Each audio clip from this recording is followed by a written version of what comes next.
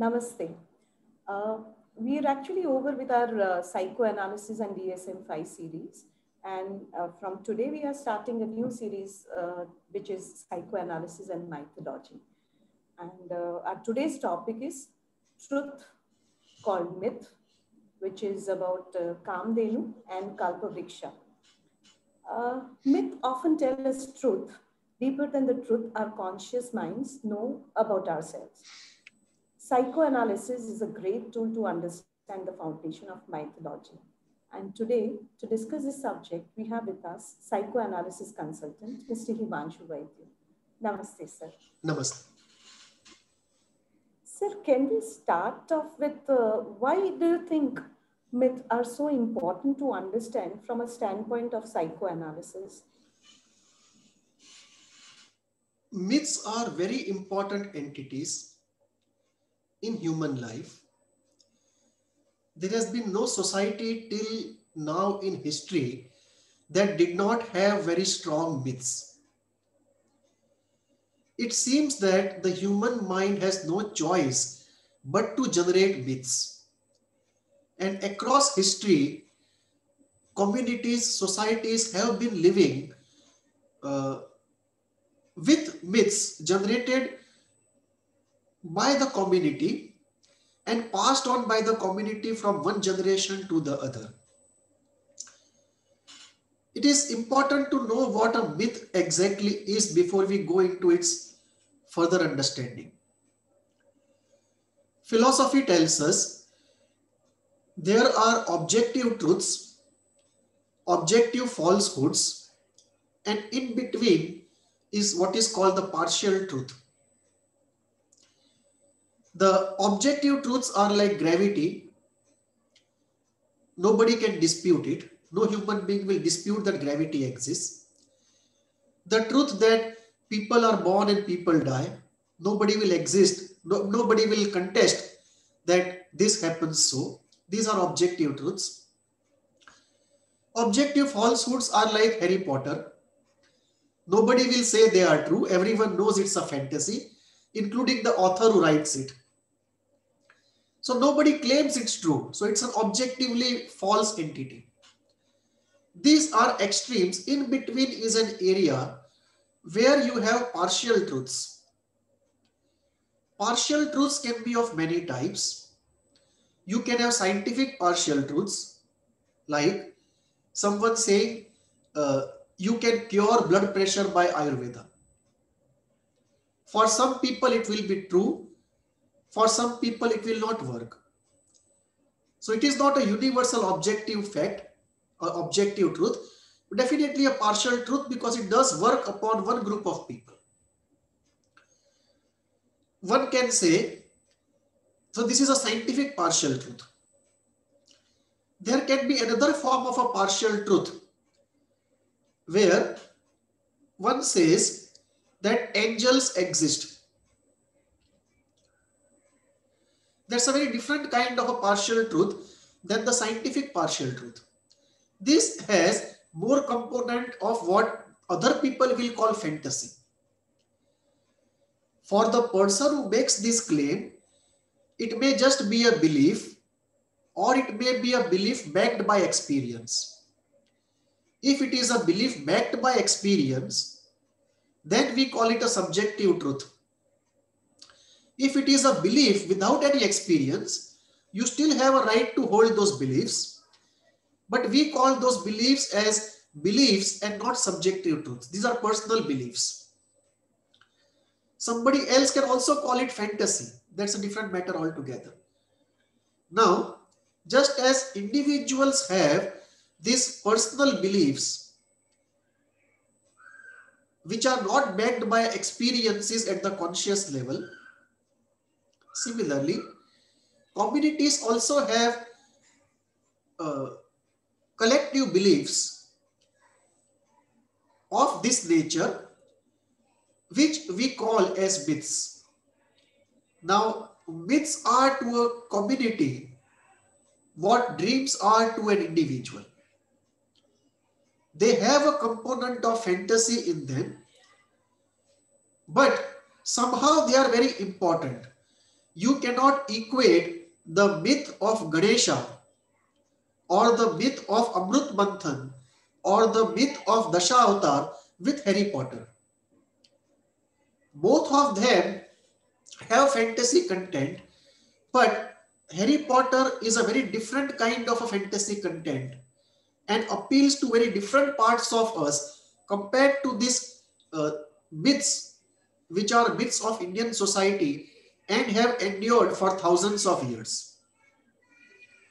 Now, just as an individual cannot live without fantasy, so psychoanalysis tells us an individual always lives partly in reality, partly in fantasy. Fantasy helps us to bear reality. It addresses our deepest fears and hopes. It provides us with some satisfaction which cannot be had in reality, and helps us, enables us to bear reality. Without fantasy and dreams, an individual cannot lead a healthy, happy life. He will go insane. He will develop some psychological problem. Similarly, a society as a whole requires myths to address the fears and desires of the individuals as well as of the group. And without these myths, a society cannot be a healthy, happy society, because the innermost desires and fears of the individual constituting that group as well as of group as a whole are not addressed. Therefore, myths have not only a gratifying purpose, not only a catharsis purpose, not only an anxieties addressing purpose, but they have an overall therapeutic purpose to them. Now, these myths are of various types. There are myths which have scientific essence at the center, and there are myths which have gratification at its center, and there are myths which address developmental issues, and there are myths which address the group issues and historical experience of the group. Let us take a few examples. When we look at, say, somebody creates a myth in India, it has already always been so that when the rainy season starts, on Mondays, Monday belongs to God X, and God X likes milk and rice. And therefore, during this particular month, on a Monday, you should eat milk and rice, because that God will be pleased and he will give you good blessings and you will prosper in life. Now, what does this myth does is, this is a myth created by an Ayurvedic doctor in order to bring Ayurveda into everyone's life. Because in that period in India, the acidity goes up naturally. And to quell that acidity, you require this milk and rice product. If you ask people on a scientific basis, they may not understand or they may not obey. But if you tell them through a story, a myth, where the God's pleasure or God's wrath is involved, and their own well-being and non-well-being is involved, the risk-reward way of communicating something, that comes in, and the myth becomes purposeful. And this myth is then transmitted from generation to generation for the well-being of the community. So this is a one particular kind of myth which has scientific truth in its center. You have other category of myths which have the spiritual purpose at its center. And you have third category of myths which have some psychological essence at its center. So there is a whole panorama of myths. When we look at mythology of any community, it's almost like a departmental store with various categories of myths. Very importantly, there is also a survival of fittest in the world of myths. Every generation does not pass all the myths it inherits or develops onto the next generation. Many myths die on the way. So only those myths survive which still resonate with something in the individual or in the group. So there is a high mortality in the mythological world, and the advent of modernity, this whole construct of modernity has been like a, a global weapon of mass destruction when it comes to myths, because today's man is a very biotechno man. The element of mythology from our life has reduced, and with that the juiciness of life also has reduced. Life has become more dry, more techno bio oriented, more contractual, and therefore less juicy and meaningless. Coming to psychoanalysis per se, psychoanalysis is interested not so much in those myths which have scientific essence at the center or spiritual essence at the center. Psychoanalysis is more interested in those myths which have some psychological element at its center. And this is like, for example, the myth of Ganesha is something that is related to the Oedipal phase of development, according to some thinkers. There are some thinkers who will not agree to this, but some do say this. Now, that addresses something which is universal, that all human beings will go through it everywhere in the world across history. There are no exceptions. Now, in the Western civilization, they will have a myth to address the same difficulty. But that myth is not very much like our Ganesha myth. The Oedipus myth of the West and the Ganesha myth of the East are very different, although they are related to the same developmental phase, which means at a deeper unconscious level, there is a heterogeneity by virtue of race and by virtue of experiences, part of which are transmitted through the genes. And those myths which endure over centuries and thousands of years, who have passed the test of survival of the fittest in every generation, they address something which is eternal in human beings and particularly eternal in that particular community. They address that constant in the community which has not changed over history. So when we look at myths which are with psychological essence at the center, we have three kinds of myths. Those myths which address an immediate psychological need, they come and they go away. It's almost like a catwalk. Those are the myths which are on the ramp of the catwalk. They come, address some need of the community and go away. There are others which are slightly more enduring and more historical in nature. For example, the Hindu society in India has suffered invasions and brutality for the last 1,000 years. So it is not accepted as such, but we actually have a Hindu Holocaust going on for 1,000 years. The Jewish Holocaust has been accepted of the Second World War, but this 1,000-year-old Hindu Holocaust is yet to be accepted. But the imprints of this Holocaust in our experience are there in our unconscious minds. And therefore, there would be some myths which are generated in different places, particularly those in the North India, which have faced the most extreme form of brutality. These myths would be of a slightly enduring nature. They would last 1,000 years, 1,500 years, 2,000 years. But there would be some myths like the myth of Amrit Manthan, the myth of Ganesha, the myth of Dasha Avatar, the myth of Kamdenu and Kalpavriksha. These myths, they don't last only for 1000, 2000 years like historically generated myths. But these are eternal myths which endure for thousands of years over civilization, because they are not addressing a historical problem or a instantaneous problem. They are addressing something eternal in human nature, that we all have the same program of life.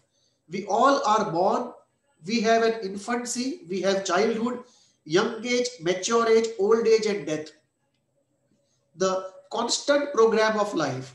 We all experience certain generic phenomena. Everyone experiences fear, everyone experiences happiness. So there are these generic effects. You have generic experiences like everyone will experience difficulty going to work, starting to work, getting into the marriage, growing up as an adult from a teenager. So these are universal experiences, and myths which address these universal experiences, they stay for thousands of years, and these are eternal myths.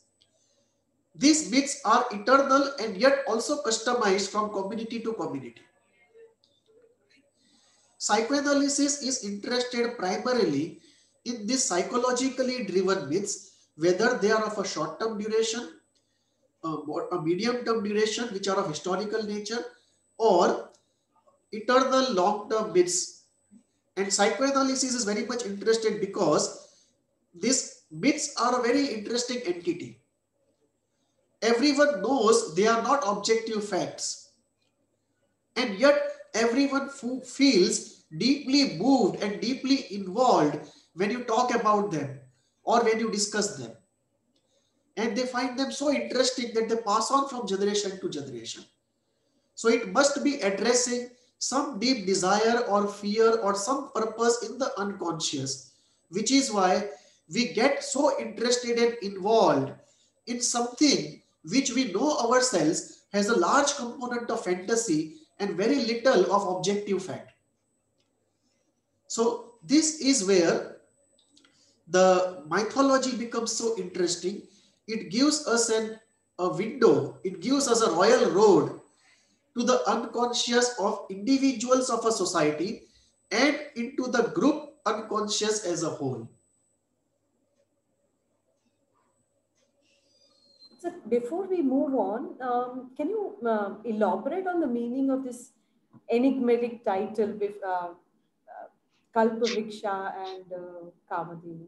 Yes. India is a land very rich in myths. The mythology is very vibrant and extremely populated. India is one of the richest countries when it comes to mythology. Similarly, Greece, Egypt, Persia also are very rich in mythology. There are many myths in India which tell us something deep about the Indian psyche, the anxieties and the challenges that the Indian psyche feels, and the gratification impulses the Indian psyche has. There are many important myths. For example, the myth of Amrit Manthan, the myth of Dashavatar, and similarly we have a very important myth, the myth of Kalpavriksha and Kamdhenu. Kalpavriksha is a mythological tree which satisfies all desires of a person. You just have to go there and ask for what you want and it supplies.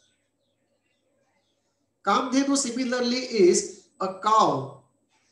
So Kalpavriksha is a tree, but Kamdhenu is a cow, and the cow gives you whatever you want. It's a cow which satisfies all your desires. So these are very important myths in Indian mythology, and there are various stories related to how Kalpavriksha and Kamdhenu came into existence, as well as what happened with them. And that is a different area of discussion altogether as to why so many stories exist and what is the meaning of each story and why that particular story came up in a particular historical time. That's a separate discussion.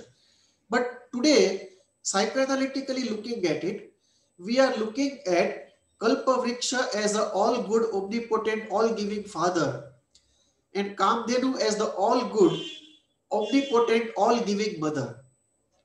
It's almost as though the good breast which the infant feels all has all the omnipotence and goodness of the world inside of it is visualized differently as Kalpavriksha and Kamdhenu.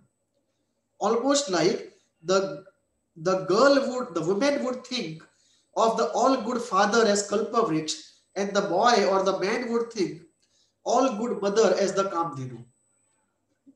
And this is where the search also is. That what we find in Kalpavriksha and Kamdhenu is that they give whatever you want. Now, one way to look at it is what are the stories, and one of the stories is of the Kalpavriksha and Kamdhenu, the Kamdhenu giving whatever one wants to a saint, and the king comes to take away the cow. Now, the Kamdhenu conceived is of such a nature that it will give you what you want, but it will not be able to fight the king. The Kamdhenu, yeah, in that sense, the Kamdhenu, that is in that particular myth of the Rishi, that the Rishi had a Kamdhenu and the king became envious and wanted to snatch away Kamdhenu by force. The king comes with his army to snatch away Kamdhenu, and the Kamdhenu is Mahatma Gandhi's Kamdhenu, not Subhash Chandra Bose's Kamdhenu. In the sense, the Rishi could not ask the Kamdhenu that you give me a weapon which I can throw, which will kill all these people and come back to me safely. So it's a very non-violent, ahimsa-oriented Kamdhenu. So in that sense, the Kamdhenu conceived is still a quarter Kamdhenu. It is not 100% Kamdhenu. So it will give you certain things, but it will not give you certain things. Now, this tells us how defeated we were when this myth was created. That we are defeated in this world. Whenever that myth was created, we were defeated. Everything that we had was taken away. We did not know how to regenerate those riches, but we were desperate for it because we were used to it. And therefore, a defeated population can only fantasize about it. But even in that fantasy, they cannot think of taking on the aggressor. So this almost is like the aftermath of the Mughal plunder and the barbarism, where the defeated population is not able to think in fantasy of taking them on militarily because the trauma inflicted was so much. So Kamdhenu and Kalpavriksha in ancient India referred to the all good father and the all good mother. And we were looking at fulfillment of life, and that had two components: plenitude, which is inward, and abundance, which was outward. So the material abundance and the spiritual plenitude inside. So that out of that, people thought of Kalpavriksha and Kamdhenu as providing the outer abundance. But even there, nobody thought of Kalpavriksha and Kamdhenu as providing inner plenitude. That one could ask Kamdhenu that make me enlightened, and the Kamdhenu would make you enlightened. No. The Kamdhenu would give milk and apple and honey and wheat, but it would not give enlightenment. So even there, nobody could think of a Kamdhenu and Kalpavriksha which was giving enlightenment on demand. So this also comes out as a myth of yogis who were in the jungles in search of enlightenment, but were troubled by material scarcities. And they fantasized only if the material scarcities could be taken care of by some Kalpavriksha or Kamdhenu, we could focus on inner development. So this myth of Kalpavriksha and Kamdhenu is very central, not central, but very important in Indian mythology. And one story of their genesis is that when Amrit Manthan was happening, the churning of the oceans, when everything good and bad was churned by gods and devils together, the nectar came out, and before the nectar of immortality, the Kamdhenu and Kalpavriksha came out. And this refers to the inner chakras, that when the lower chakras and the higher chakras both undergo a churning, right, the nectar of immortality or enlightenment comes out when the churning is complete. But before that, one finds a Kalpavriksha or Kamdhenu to take care of himself at the minimum levels, so one can focus more on the enlightenment journey. So this is a very central theme of Kamdhenu and Kalpavriksha. Kalpavriksha is like the omnipotent all-giving father, and Kamdhenu is like the omnipotent all-giving mother. Both would be outcomes of renditions, gendered renditions of all good breast of the early infancy. And therefore this myth is very important, where we can engage with those myths using psychoanalysis. Right. So is there a modern day equivalent Kamadhenu and Kalpavriksha in our daily lives? Yes. The myth of Kamdhenu and Kalpavriksha is so important and so enduring. It has endured over centuries because it is not a myth which came and went on a catwalk. It is not a myth which was only a product of historical experience, but it is an eternal myth which addresses eternal issues of the human unconscious. The search for an all-giving omnipotent mother and the search for an all-giving omnipotent father is an eternal search. Every human being has this search, from the first human being to the last on this planet. It is built into our hardware. There is no way we will not have a search for an all-giving omnipotent father or an all-giving omnipotent mother. So this myth addresses the eternal aspect of the human mind, which is built into our hardware to search for such figures in the external world. So the search is always on. Yeah. You were saying something? Yeah. Is it your search for physical and emotional, contentment? More than that, if we look at all our desires together, right, we can divide our desires into two: the outer desires and the inner desires. Outer desires for money, power, fame, and so on. Inner desires for love, for spirituality, for knowledge, for mysticism, for power, and so on. So you can club all outer desires into search for abundance and all inner desires into search for plenitude. Now, all these desires naturally are not met.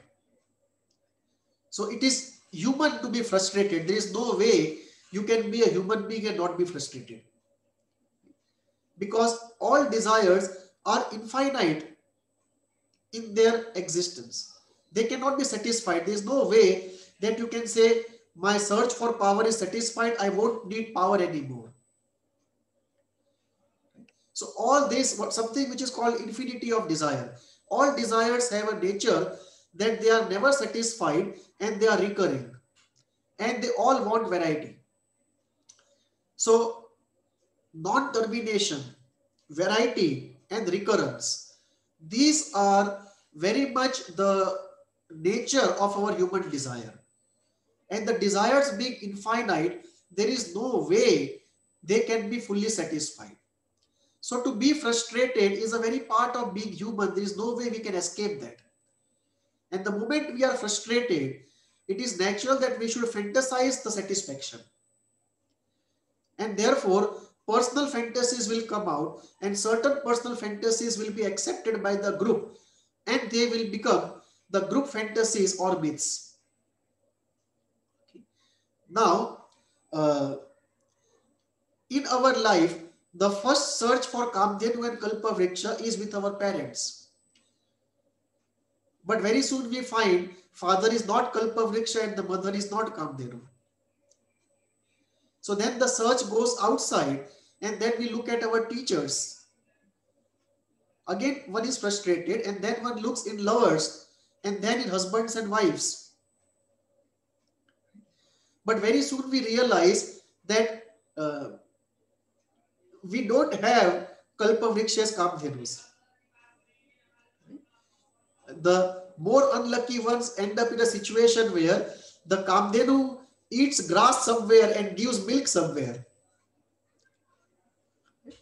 And the same Kalpavriksha takes sunlight and fertilizer from somewhere and gives fruits and wood to somewhere. So all kinds of things happen in human existence, and the search goes on. This search for Kamdhenu and Kalpavriksha also comes out in our ideologies. Whether it is Marxism or capitalism, we all need, or we are all in search of an utopia, which is the all good breast, that there should be some entity which should do everything for us and we should not have to do anything at all. So some entity which will protect us, which will love us and satisfy all our desires while we don't have to do anything, that is an eternal human desire. So this search for Kalpavriksha and Kamdhenu also takes us to the ideologies. The creation of social security system is one such effort. Richer countries have been able to create social security systems which are the diluted forms of Kalpavriksha and Kamdhenu. That even if you don't work, you will still get unemployment allowance. Even if you don't have money, government will pay for your health. If you don't have a house, government will provide you a free house. So we try to convert the government into a Kalpavriksha or Kamdhenu. Then we also have the spiritual version of it. That many of the people on the spiritual path go there with some wish that a day will come, I won't have to do anything, everything will be taken care of. My God or by my disciples or something. So Kalpavriksha or Kamdhenu will be there, right? Visible or invisible. Today's terms, what we have is, in the technological area, we have something which is called Alexa and the ATM. So Alexa is the techno Kamdhenu and ATM is also a techno Kalpavriksha. But these are not full Kalpavriksha and Kamdhenu, they are quarter Kalpavriksha and quarter Kamdhenu. Both are battery powered and we have to put money into both. Otherwise they don't work. But once you power them with battery and money, they do a lot of your work while you are doing nothing and you're sitting peacefully and comfortably. So we keep generating, in technological terms, in terms of the tools also, things which can work on our command and keep doing whatever we want to get done. So this search for Kalpavriksha and Kamdhenu in the area of politics, in the area of consumer durables, in the area of films, in the area of experiences is always there. So we have many of the present day versions of Kalpavriksha and Kamdhenu. Alexa and ATM are one. Insurance policies are the other. Social security system of the government is the third. And in real life, we keep searching for resourceful individuals who can give us all that we want.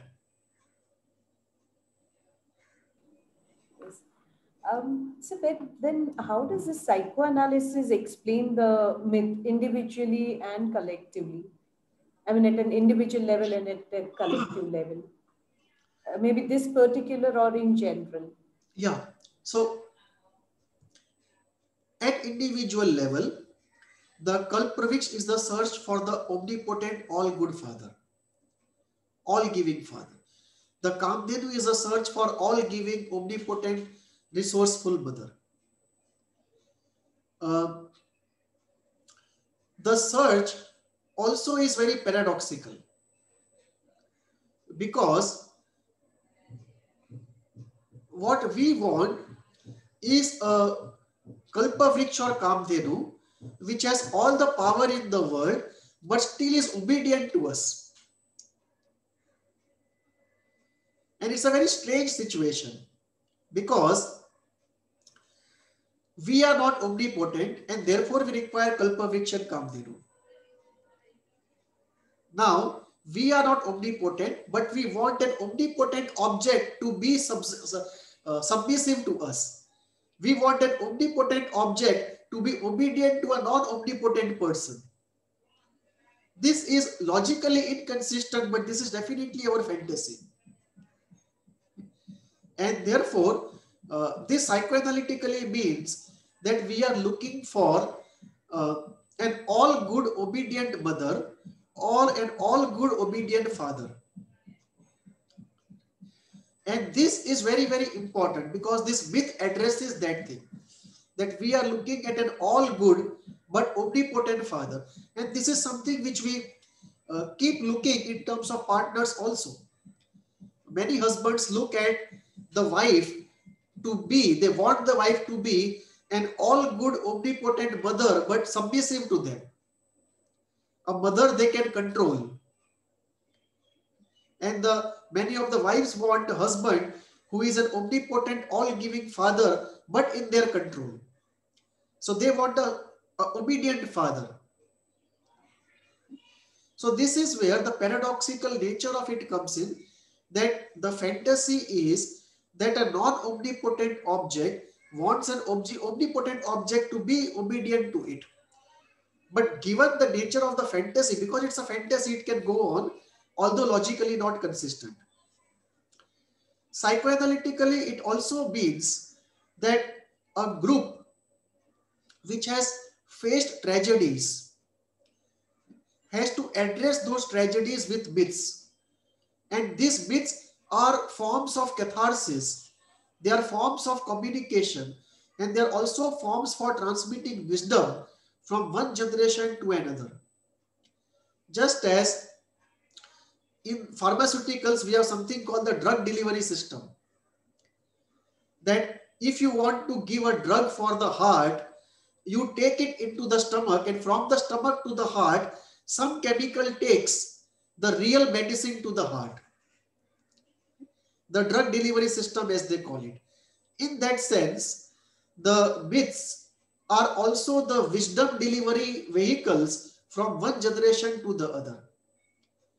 That through the form of a story which has a lot of fantasy, wisdom is communicated, experience is shared, deeper, profound, secret knowledge is given through the medium of the myth. The myth therefore becomes like a wisdom vehicle carrier, wisdom carrier. And it is very important psychoanalytically to find out, one, out of all the collective myths a person is is exposed to, which myths appeal to you. So you may have heard 100 myths from India. Which are your favorite myths? Plus, you will have some myths which may not be very popular, but you like them. These are more like private myths. And they will tell us what is the situation in the unconscious. Because myths are like de-repressed daydreams or de-repressed dreams. So they will tell us your liking for a particular myth. Some public, some private, will tell us what is in your unconscious. And similarly, the myths which are very popular in a society will tell us how the group, in terms of its unconscious, is thinking and feeling. What is the situation there? So it tells us about the individual psychological history as well as the historical history of the group. Yeah. And even to an extent, what is a person driven by, you know, is it Yes. fear, is it guilt, or just the pleasure? Right. The very flavor of the group comes in. For example, if you look at Hmm. mythology of India and Greece, you can easily see very different kind of people. Although at our generic levels we share the same humanity, the same generic hardware, the same generic language, at least the basic grammar of the language, the same generic affects and the same generic program of life, still uh, we emphasize and are fascinated by very different things. Indian mythology is obsessed with spirituality. As a people, it tells everyone how obsessed we are with spirituality. Whereas not only spirituality, but with organic union with existence. We are still Yes. connected in some way to existence. We are not cut off from the rest of existence as the Western world is. And to an extent, even something which, you know, creates fear in the individual. Yeah, right. So, sir, does psychoanalytic explanation helps you live better? I mean, really, it happens? Yes, yes. Analysis of mythology that a person likes or believes in, or the mythology that a group believes in, gives us a lot of insights about what are the unresolved traumas, what are the generic effects, what are the fears, what are the aspirations the group or the individual is dealing with. It provides us towards a healing program for the individual or for the collective. And these healing programs are very necessary, even at a collective level, to overcome this social scale mass trauma. Just as the Jews require a collective healing process to overcome the uh, Nazi brutality, Hindus also require a mass scale program of communication, understanding, and catharsis to overcome this 1,000-year Hindu Holocaust, which was primarily under Mughal barbarism. So, for the individual and for the collective, it is very important to look at the myths, all kinds of myths, because there will be a eternal aspect to a culture. So there are myths which are going on for thousands of years, which tell us what are the eternal preoccupations of this culture. And then we have those historical myths, which tell us how the group and people are responding to that historical event. And then we have those immediate catwalk myths, which come and go. But for having a healing program at individual and collective levels, the analysis of myths that an individual believes in or a group believes in is very necessary, because it tells us uh, truths deeper than what the conscious mind knows. So every Hindu would communicate the myth of Ganesha or the myth of Amrit Manthan or the myth of Dashavatar to the next generation. But few would understand why they are doing so. What is the real meaning of it? Why do these stories appeal to you so much? It may not appeal equally to an American. So there is something specific about you, something specific about your group, something specific about people who follow your religion, something specific about people who follow the same spiritual lines, that it moves you, it evokes you, it moves something very deep in you. And it's necessary to understand that for really creating a good deep level healing program, both for individual and collective, unfortunately, we have not used the power of psychoanalysis for non-clinical purposes. Psychoanalysis can be used for a clinical purpose and for a non-clinical purpose, intellectual purposes. So psychoanalysis can be used to analyze, to engage Can with, sorry? Yeah, no, I just wanted you to elaborate on the clinical and the Yeah. intellectual. Yeah. So, Sorry, I think you were doing that. yeah, it's okay. So psychoanalysis can be used for a clinical purpose or a non-clinical purpose. when we are using psychoanalysis for psychotherapy, we are using it for a clinical purpose to heal a disease, heal a mental disorder.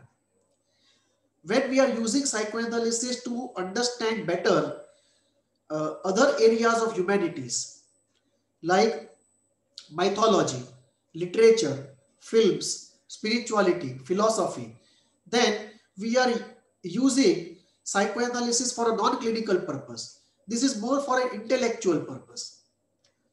And that power of psychoanalysis for non-clinical purposes has not been adequately used. One of the ways in which psychoanalysis can be used for a non-clinical purpose is to understand mythology. And from that non-clinical purpose, right, a clinical insight can also come out for healing individuals of a particular culture or healing certain things in a group as a whole. So this, I think, is a power of psychoanalysis or the resourcefulness of it, which we have not adequately harvested.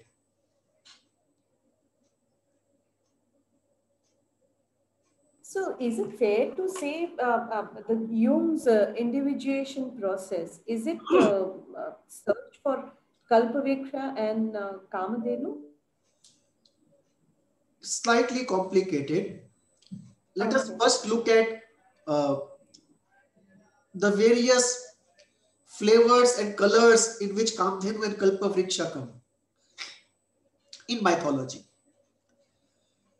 The ideal Kamdhenu is one who would give everything we want.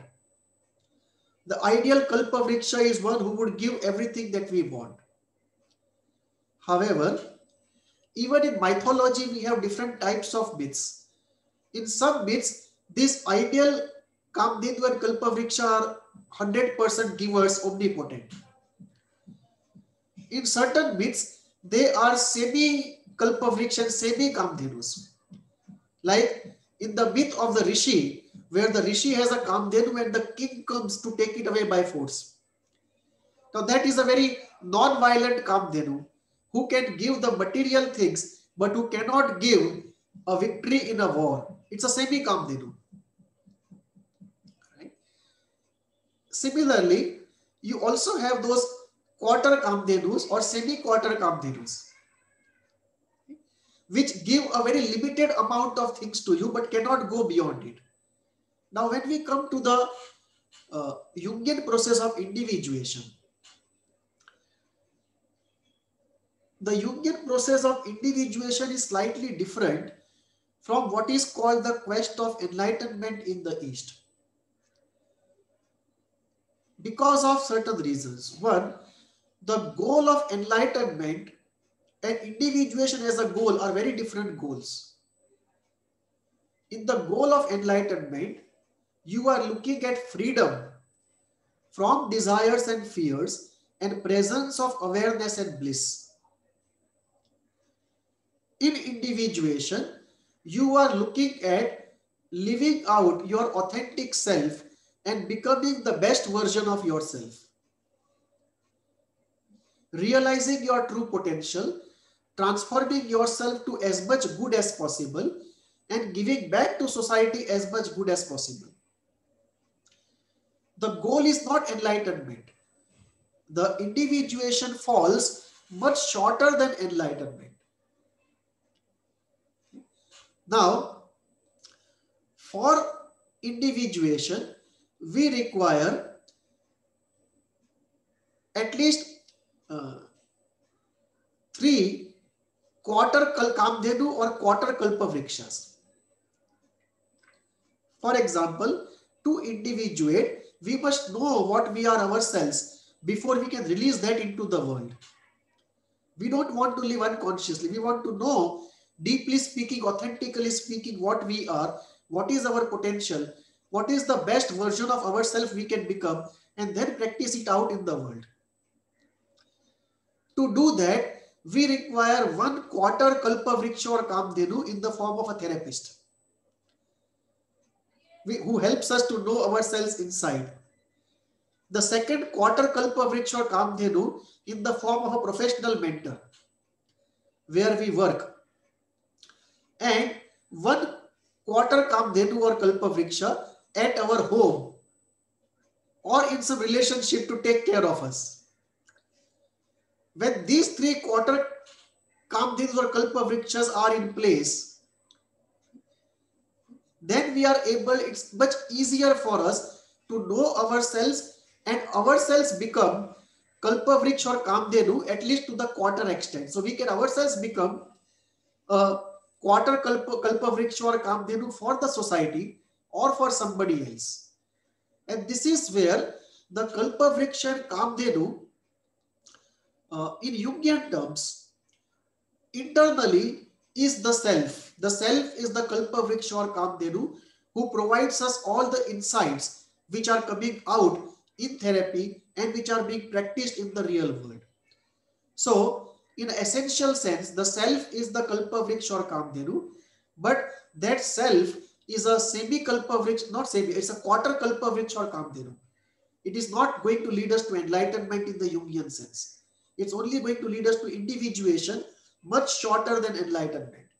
So, the self in Jungian terms, the inner self is the quarter Kalpavriksha or Kamdhenu, and the therapist, the mentor, and the partner, they are like semi-quarter Kalpavriksha or Kamdhenu, and they help us so that we become ourselves, at least a semi-quarter Kalpavriksha or Kamdhenu. Okay. So is enlightenment then a search for Kalpavriksha and Kamadhenu? Yes, it is. And it is much different from the Jungian search for individuation. The search for enlightenment is almost like a search for ultimate resolution of everything. The process of individuation does not believe that we can reach a state where most of the things can be resolved.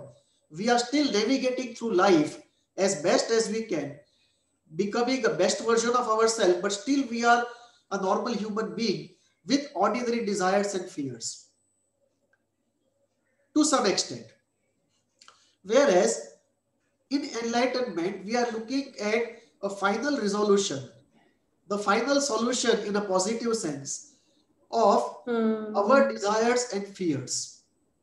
So, what happens there is this.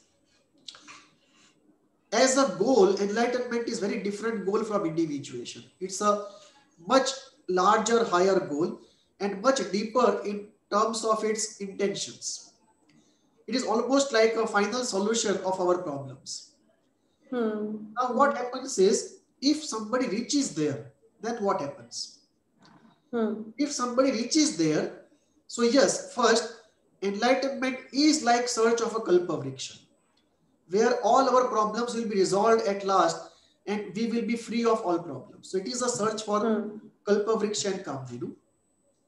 Two, what happens when somebody gets enlightened? Does he actually get a Kalpavriksha or Kamdhenu? Does he actually become a Kalpavriksha or Kamdhenu? It's an important question. I have met a few people who have had experiences of enlightenment, and what I could see in their life was this. What enlightenment does is, enlightenment is like a semi-Kalpavriksha or Kamdhenu. It is much better than the secular Kalpavriksha or Kamdhenu, which is at best a quarter Kalpavriksha or Kamdhenu. So compared to a secular quarter Kalpavriksha or Kamdhenu, this is a semi 50% Kalpavriksha or Kamdhenu. It operates in this way. For a person who is enlightened, the Kalpavriksha or Kamdhenu of enlightenment works in this 5 different ways. First, because he has achieved freedom from desires and fears to a great substantial extent, he enjoys awareness and bliss, and he is not in turmoil of desires and frustration as we are. Second, there is existence working for him in a mystical way as Kalpavriksha or Kamdhenu to provide him with what he needs. Third, there is guidance coming from existence in terms of his thinking, mostly intuitive thinking, to guide him what to do or not to do.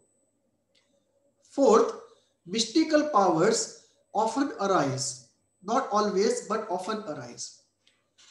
And fifth, when difficulties occur, the person knows they are temporary and they are because of the karmic law and because of the way of the world the planet Earth is. That you cannot have this planet, at least in the present historical time, without conflicts, without suffering. So that is the way he is able to tolerate the difficult parts of this world and uh, if necessary, get into a state of no thought or oneness with existence to get away from this. That said, the enlightenment still is a semi-kalpavriksha or semi-kamdenu because the enlightened person has his own limitations. He cannot change the laws of nature. He cannot change the biological laws. He still falls sick. He still suffers in the body. He is not able to completely transform his body. He cannot transform anybody else's karma completely.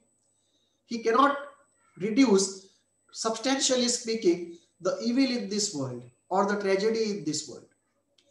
So that is what he is not omnipotent. There are severe limitations. He has gone 2 steps ahead, but he is still far away from omnipotence. So even in enlightenment, the enlightenment is not 100% kalpavriksha or kamdhenu. It is at best a semi kalpavriksha or semi kamdhenu. That was a wonderful discussion, sir. Thank you. And meanwhile, you tell us, where are you on your quest to individuation or enlightenment? And we've discussed. Yeah. I have had experiences of the state of no thought. I could bring them on demand for shorter periods of time, but I have not been able to really develop them into a more perpetual situation or on demand situation. That is one. And in individuation, I have rather taken the path of enlightenment because I believe that after a point in time, uh, your existence or your destiny takes over. It does not remain more of volition, it becomes more of existence. So my path has been such that it is come to a stage where it is more on existence what is going to happen and less on my will. Oh, okay. Well, that was wonderful knowing, sir. And thank you again. We've discussed today a very enigmatic and interesting subject. And continuing our series on psychoanalysis and mythology, we will discuss such more interesting and maybe equally interesting topics in our coming episodes. Do watch, and you can even write to us at hveindia@gmail.com. Thank you. Namaste. Namaste.